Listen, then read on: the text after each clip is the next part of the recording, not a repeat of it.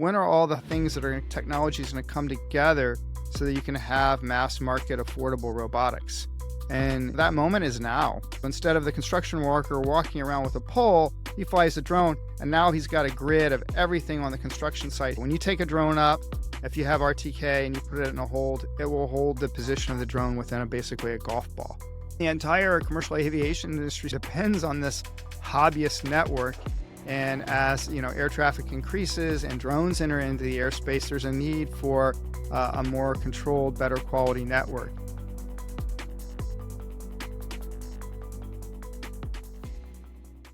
Hello, everyone, and welcome back to the Unleashing DePIN Podcast. My name is Tyler. I'm your host, and I'm very excited for our next guest we get to have. We are joined by Mike from GEODNET. You are one of the projects where I've heard so many good things about you from so many independent sources. Like, you got to talk to Mike, you got to talk to GEODNET. And so I have been eagerly awaiting this conversation. But Mike, welcome to the podcast. How you doing? I'm doing great. Thanks for having me, Tyler. Absolutely. This is going to be fun. I know we're going to talk about a bunch of different things with respect to GEODNET, some hardware, some products. It's going to be great. But maybe to start the conversation off, can you just give a little bit of background and info for folks about who you are, kind of what you've been doing, how you got into this space, and we'll kick it off from there. Yeah, so my background is electrical engineering, computer science. I studied at UC Berkeley. I got into the field of sensors, and my master's thesis was actually on virtual reality using head tracking, developing head tracking technology, which was 20 plus years ago. So a little ahead of its time, but I've been in the field of sensors and navigation my whole career. I started a company right out of college called Crossbow Technology, which was a pioneer in the development of GPS plus inertial measurement units for things like drone navigation. So early days of autonomy, built that into products that were used in autopilots for farm tractors and ground robots. So really been working on navigation guidance, localization technologies for autonomy and robotics my whole career. I got into Web3 because one of the canonical problems in robotic control is accurate positioning. And GPS is an incredibly low cost, easy to use sensor for positioning things, but it's just not accurate enough for robotics. But if you're able to correct GPS for the errors that it has from things like space weather and get accuracy through a technique called real-time kinematics, you can get accuracy that's centimeter grade. So, positioning within really the size of a thimble. And that then is a super powerful technique for robotics, self-driving, drones, and these types of applications. And we looked at, that technology prior to GeoDNet was very, very expensive. So it was being used in things like construction and survey for a while, but at incredibly high price points and not easy to access either. So not everywhere had this type of coverage, this RTK signal coverage. So we really were inspired by the practices of Helium and the IoT network, how quickly they were able to scale that up, and saw, could we build out a global RTK network using the same kind of principles? And really, we were early enough to DePIN that it wasn't even yet called DePIN. And we did see really positive indications in our market that this technique would work and that customers would accept and thrive on a more decentralized approach to RTK networks. And hence GeoDNet was born. That's incredible. So, and you guys have been around since 2022 timeframe, is that right? That's right. Our first node started going out in March 2022. Okay, that's exciting. So obviously you've been in this sort of location sensor space for quite some time. It's definitely been up your alley since university, it sounds like.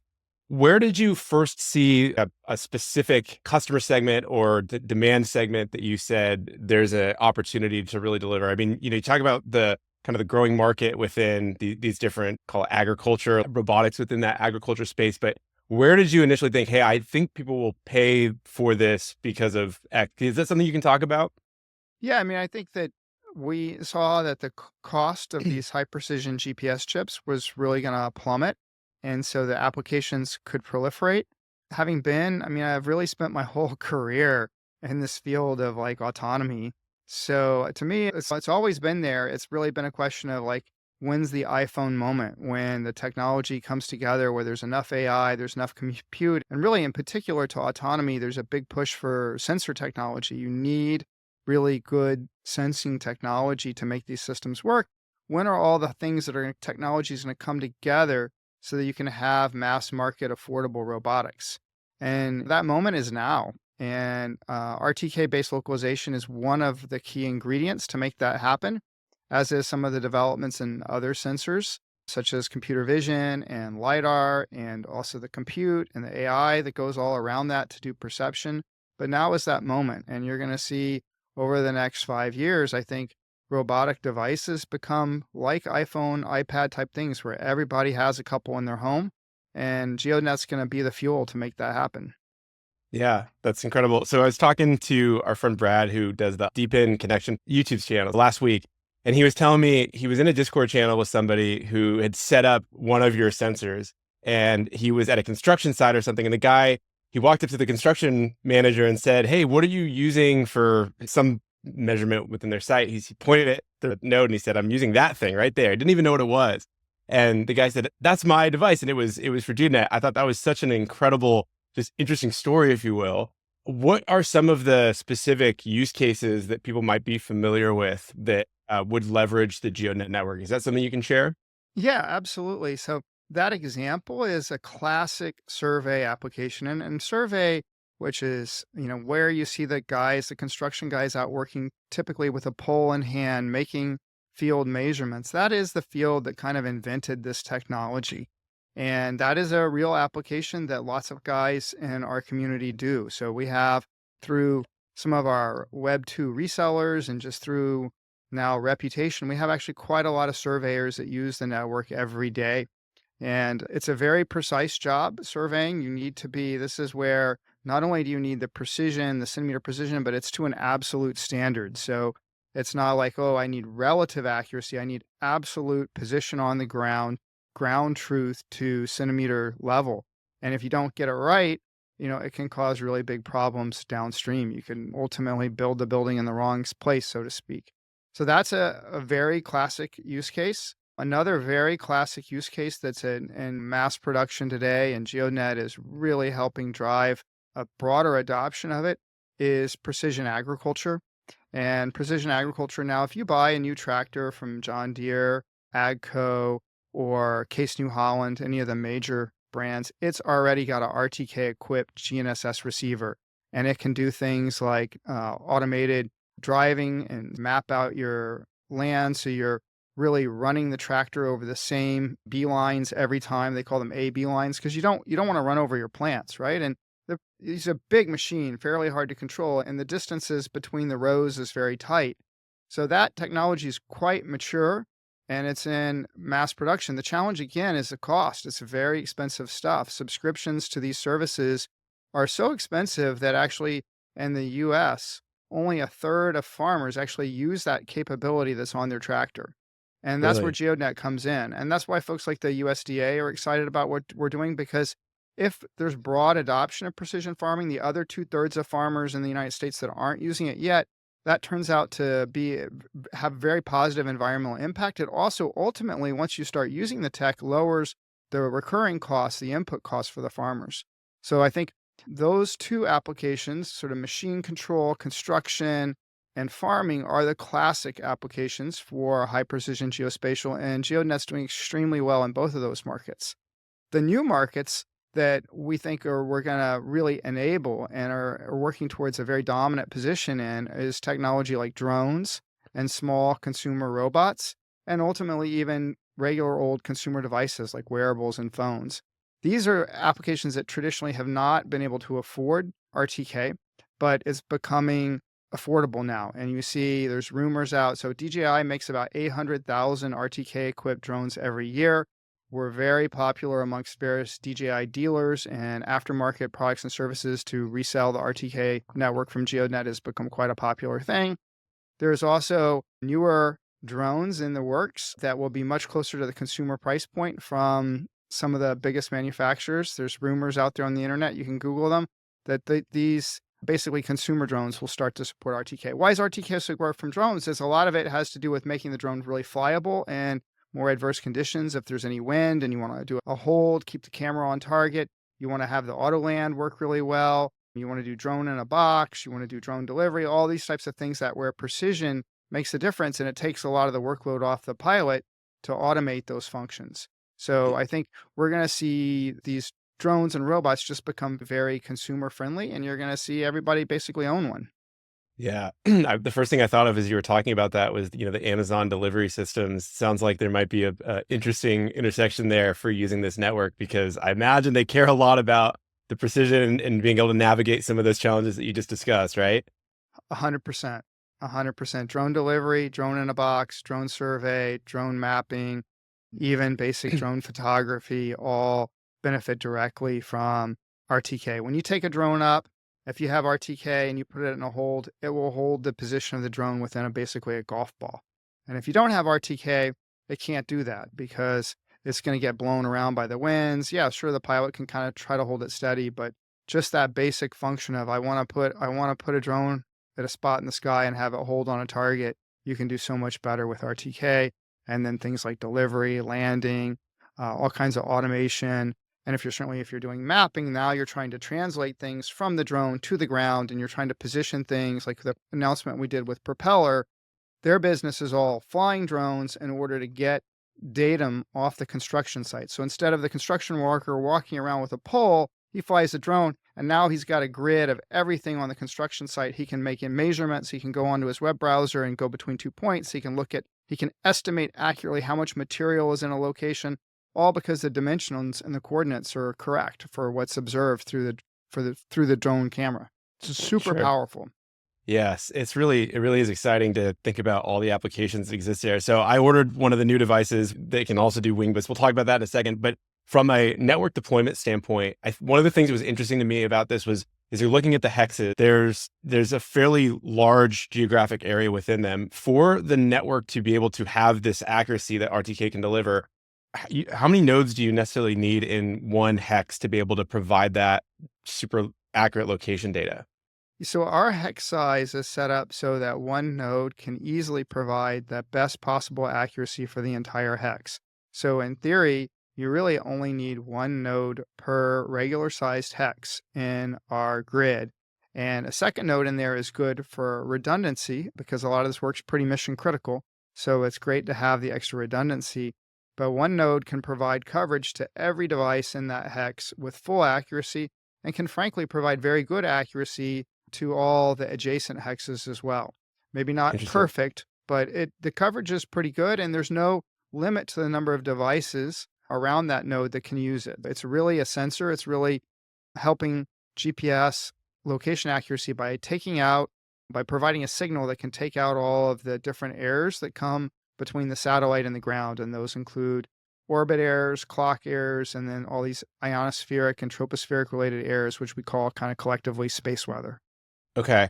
For the layman that's interested in how the technology works at a high level, can you just dive into the weeds a little bit? Because this is something that I was super interested in, because it's such a large area and it's such a small sensor. I'm like, wow, it's incredible that this can provide such hyper accurate location data in this large footprint. So can you just, for the rest of us that are curious, explain at a high level how it all Yeah, works? absolutely. So I think you remember the formula distance is equal to rate times time, right? Yeah. There's time of flight calculation. So that's how satellite navigation works. We have these satellites in deep space and they send a signal at a time.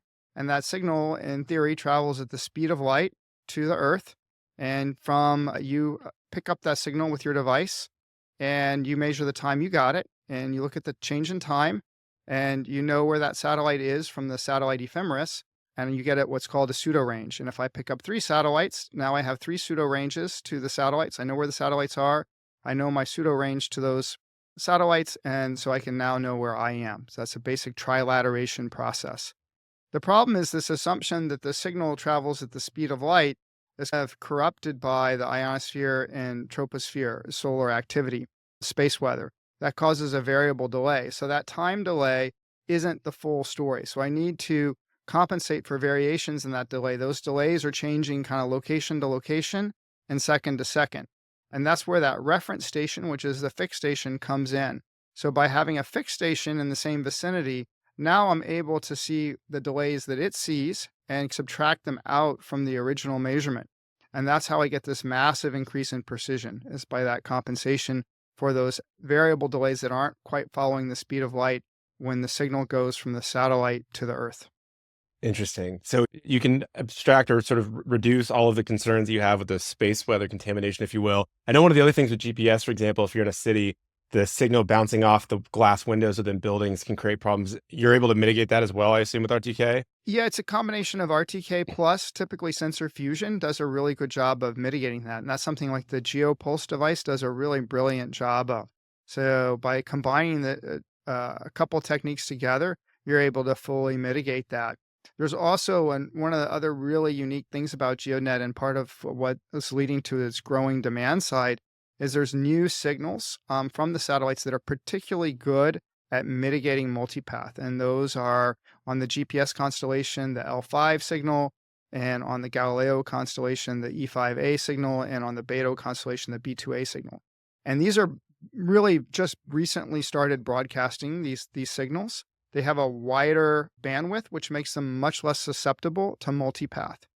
Why GeoDNet plays such a key role in those is almost all the competitive older networks that were put out by governments as well as Web 2 competitors really, I don't think any other network besides GeoDNet, and I believe this is a true statement, has 100% coverage of those signals. So Mm. every one of GeoDNet stations has these modernized signals that do so well in mitigating these errors that you just talked about.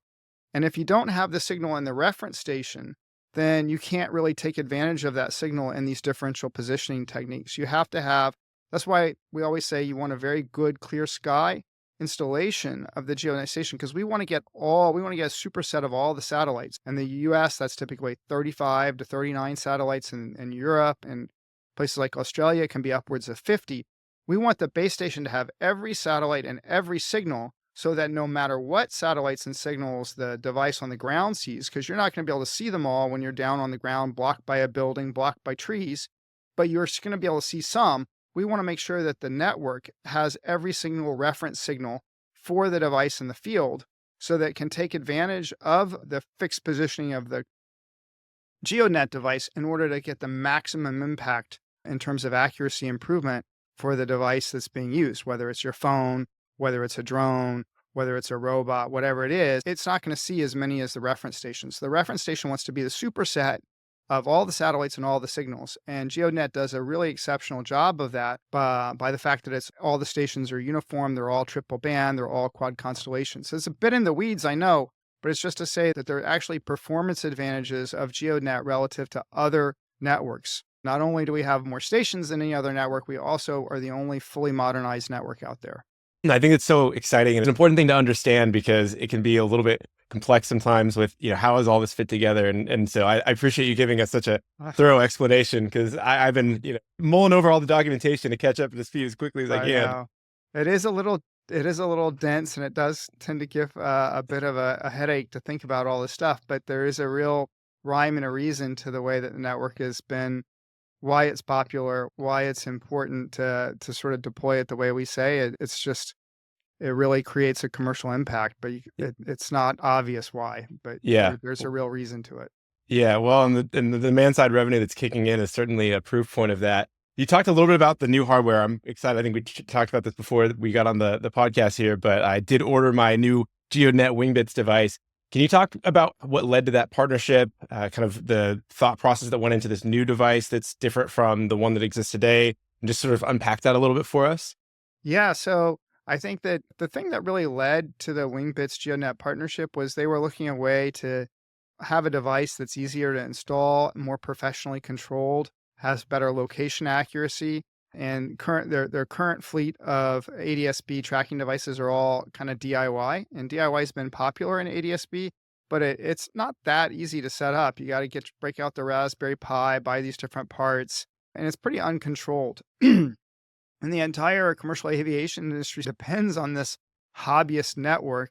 And as air traffic increases and drones enter into the airspace, there's a need for a more controlled, better quality network. And so a real professional device made a lot of sense. At the same time, the topography or the topology, geometry of as you will, of the Wingbits network is quite similar to GeoDNet. So there's this obvious synergy. Well, if a person's going to deploy and we both kind of need that coverage, why not have a device that can do both? Save a person needing to get up on their roof 2 times, getting good installations 2 times. You can do it 1 time and mine both of the projects at the same time.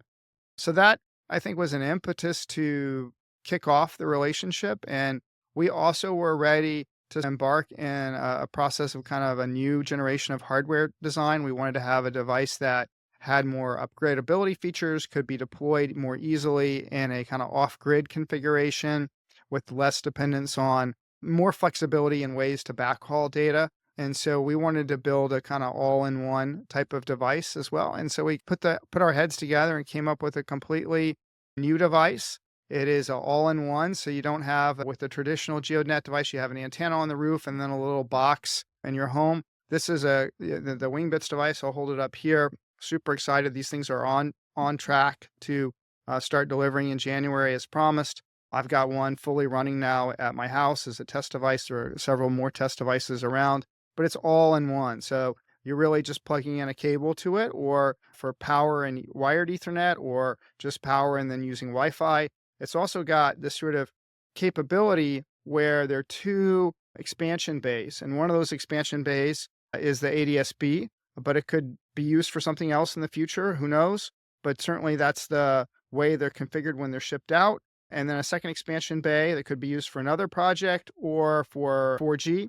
And this expansion bay is this mini PCIe standard. So there's little cards that just plug in, and they're going to, of course, come completely configured, ready to go for Wingbits and GeoDNet mining. Should something come up and they need to be changed, you just unscrew these 4 little screws and you can take it out and change it in the field very easily. So that upgradability, we think, is a really nice feature, and certainly the option to be able to, in the future, add a 4G card so you can do a real off-grid deployment.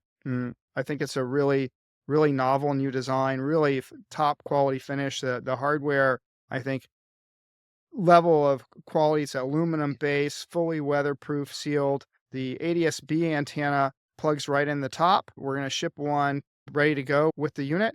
But then if a person already has an ADS-B setup with an antenna that's remoted, you can also alternatively plug the ADS-B into one of these SMAs. So it's got 2 additional SMAs on board. We've even thought of, there's other type of networks that Wingbits is interested in tracking, other type of vehicle things. So there's a second SMA that could potentially be used for that.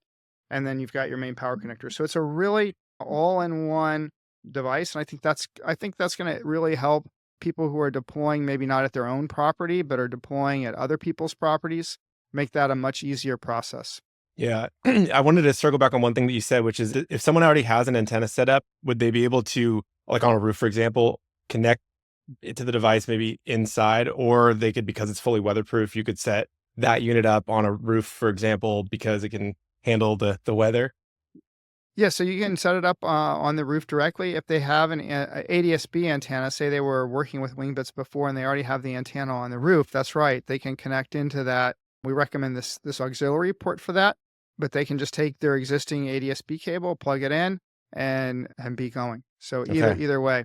Perfect. This is helpful for me because my dad is in my house. There's already 2 units in the hex, but my dad's house, about 10 minutes down the road, does not. So I'm going to be jumping on his roof when my unit comes, so I can go install that. I just wanted to know what I need to be doing for that, which is great. It's got the same 5/8" thread that the traditional GeoNet antenna has. So if you wanted to just swap out, if you had an existing unit that you said, hey, look, I just want to use the same location, but I want to mine Wingbits and GeoDNet at the same time, you could actually reuse the same mounting rod that you had before and replace it. Or we're also, of course, shipping a mounting rod with the unit, so you could just toss on a second mounting rod and put it on another spot on the roof.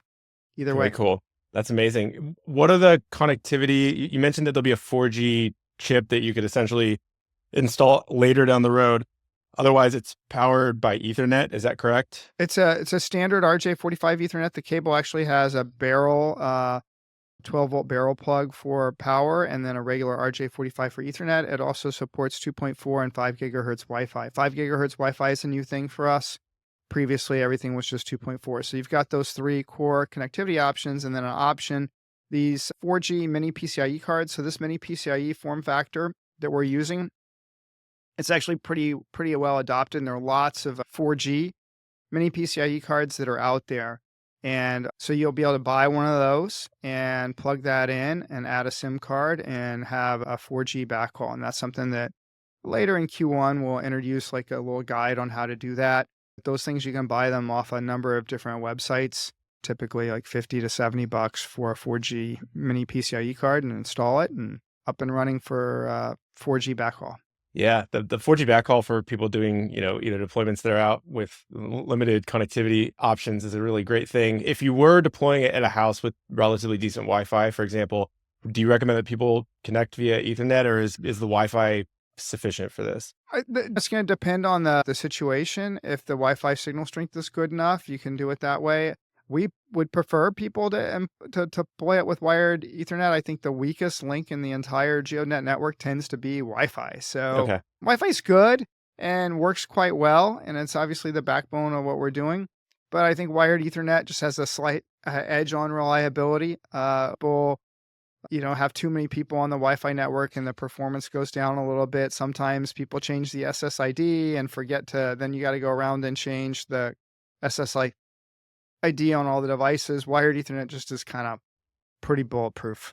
That's good to know. I think everybody that's excited about doing the deployments, it's always nice to share what's the best strategy or the best way to get this done, so you don't have to think about it. It just works in the future. So that's really Yeah. helpful. I appreciate that. In addition to this new device you have, I know you also have a GeoPulse unit that's able to be pre-ordered right now. Is that something you can talk about as well?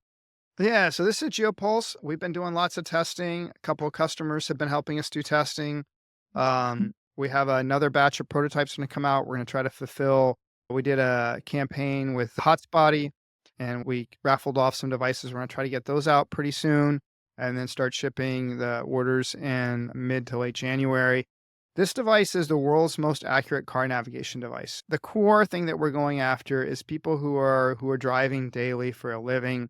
GPS on your phone works most of the time, but sometimes it puts you on the road. It doesn't do well in the downtown urban environments you mentioned. It doesn't do well in tunnels. So this device, combining the RTK with sensor fusion from an IMU in there, it's just really robust navigating device. And so if you have an older car that doesn't have an in-dash GPS, this is a quick way to get super high accuracy performance. Even if you have a car with in-dash GPS, if your business, your daily life really depends on accurate navigation, you're going to see an improvement. When you put this device in, you're going to be able to, right out of the box on Android, replace all the GPS on all the apps. So if you're using Google Maps, whatever, you'll be able to get the high accuracy GPS.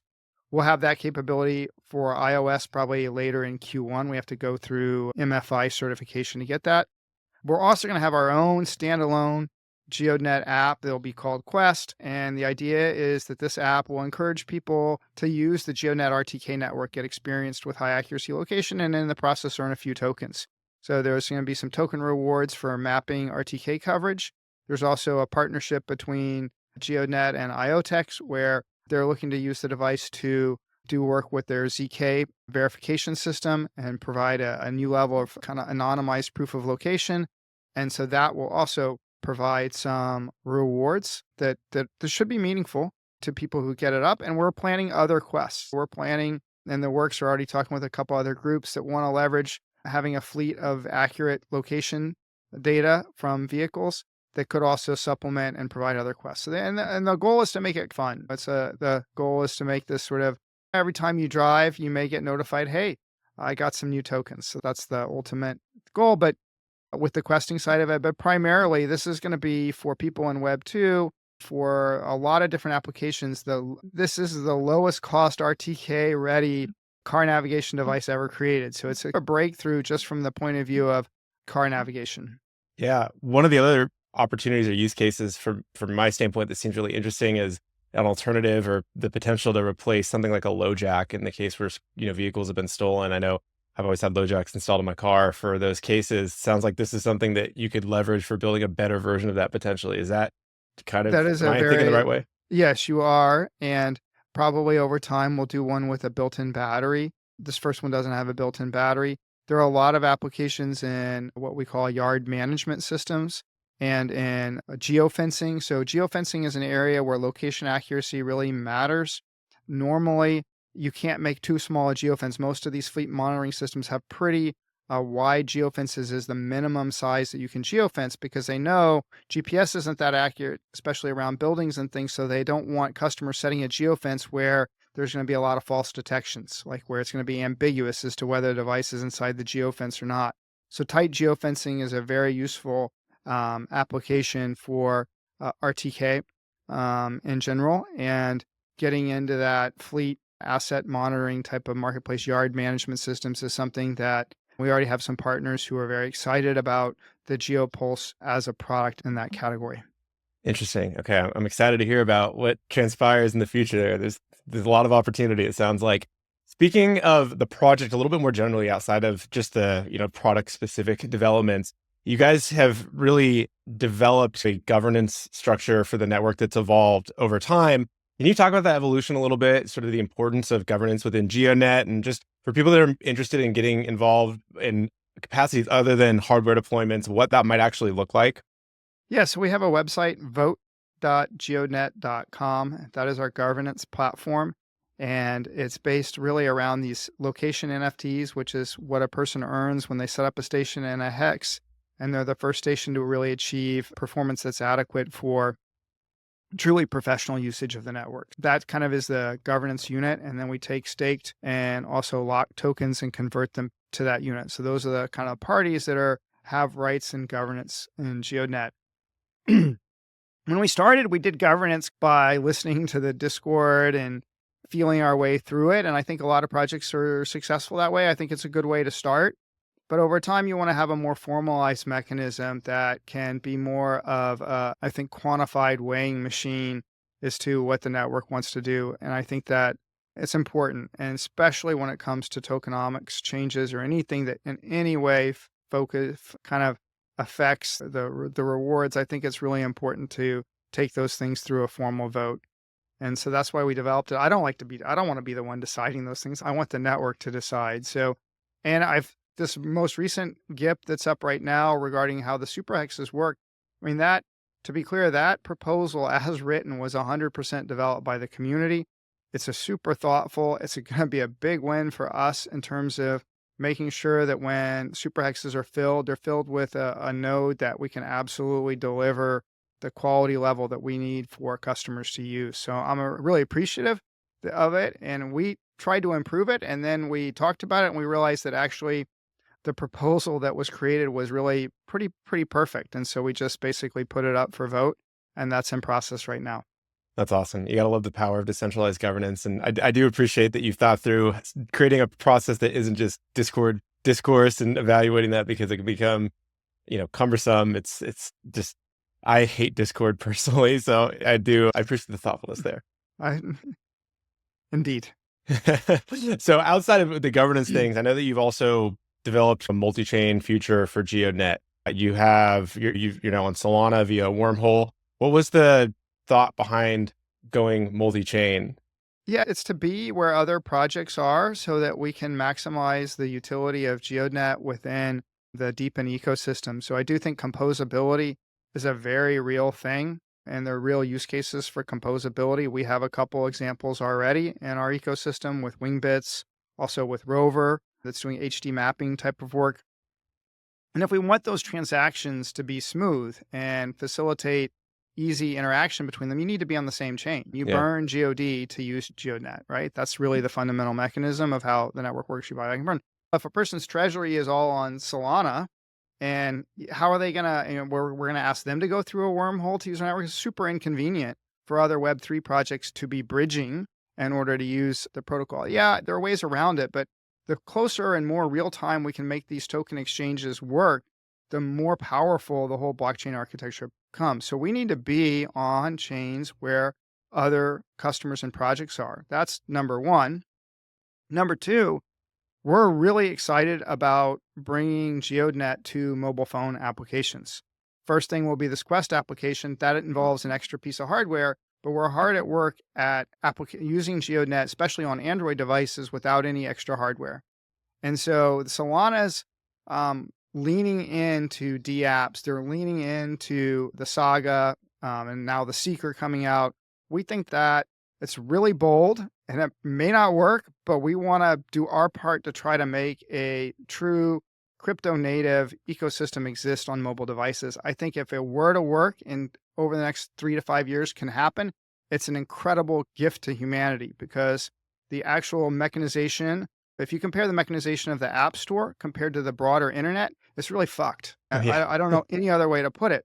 But I can create a website. I can put what I want on the website. I can register my domain in the DNS, and I'm published. With the App Store, I mean, you hear story after story after story. Plus, the toll booth that they put in the way is also criminal. So the Yeah. whole thing is a total mafia. It's totally fucked. And I will do anything I will work on any project that has a chance with Web3 to break that. And that's why we're really fired up to try to support the Solana mobile team, bring something unique to the phone, bring GeoDNet first to that phone. And hopefully that can enable some new experiences that drive more and more people to buy that phone and use it. Yeah. Well, I was going to say, tell me how you really feel about these app stores, but no, it is so true. If anybody's actually published an app, and I have gone through the Android, Google Oh, Play Store and App Store, it is, to your point, it is fucked. It's terrible process. It's just the whole thing is a joke. And then of course, when you start introducing anything crypto related, that just becomes a red flag in and of itself. So yeah, it's turtles all the way down with problems. It's just imagine if the broader internet were set up that way. Imagine if every time you wanted to create a website, you had to go to some arbitrary third party that had potentially very competitive interests in mind. I mean, think about the number of different things that basically start off as an app that then just get absorbed into the platform. How do you think the app developer feels about that? I mean, it's just totally, it's fraught with unfair competition, with random gatekeepers, with toll booths. It's really bad. It's Yeah. really bad. Is there anything, you talked about Seeker, is there anything unique with the phone itself that GeoDNet will be able to, I guess, create that's not necessarily going to be true with like a regular Android or a potential Apple device in the future? Well, I think that we've tested it. So there are variations in GPS chips from phone to phone. And what we like to see, and is true now on the majority of modern smartphones, is a dual band L1, L5 GNSS engine, which is there on the Saga and the Seeker. But we also like to see all the raw data coming out of that chip, which is generally made available through the Google SDK. So Google has this thing called, I think it's called Sensors or whatever their API is, but there's GNSS raw data available, which is the actual raw satellite measurements. And we've checked that on the Saga, and we've also worked with the Solana team to make sure all the signals that we need will be there on the Seeker. That's true on a lot of Android devices, but not all of them. Some devices do kind of restrict some of the signals that come out, even though that there's an open Google API to present those to app developers. Some of the phone baseband silicon does put some restrictions on it. So it's in that category that's going to be super friendly to RTK work. Okay, that's great. That's great to hear. I did want to circle back on one thing that you were talking about with this sort of multi-chain future as you're supporting applications that are within different ecosystems. You're on Solana. I assume that there's like an IoTeX integration. You mentioned Wingbits. Are there other chains outside of Solana and IoTeX that you're going to be supporting in the We're still right now? have good support for Polygon and the ERC20 based tokens, and we think that's an important ecosystem to support. There are definitely some new projects that are coming up in DePIN that have picked that ecosystem, and so we think it's important. We don't want to be prescriptive in how you use GeoDNet. We just want to be a utility for a high accuracy localization that any D app can use. Okay, I love it. I think that's a great plan. What else is next for GeoDNet? You guys certainly have your hands full with these new hardware devices that are coming out, all the business side, governance. Yeah. There's a lot going on, but what else is coming ahead for folks we haven't got a chance to cover yet?